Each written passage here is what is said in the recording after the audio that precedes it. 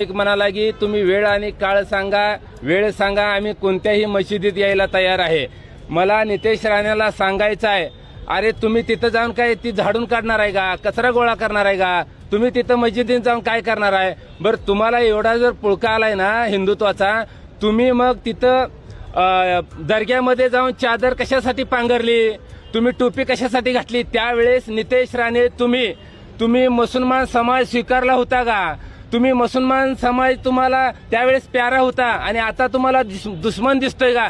केवळ आणि केवळ जिल्हा परिषद महापालिका डोळ्यासमोर ठेवून सत्ताधाऱ्यांना या महाराष्ट्रात दंगल घडवायची आहे।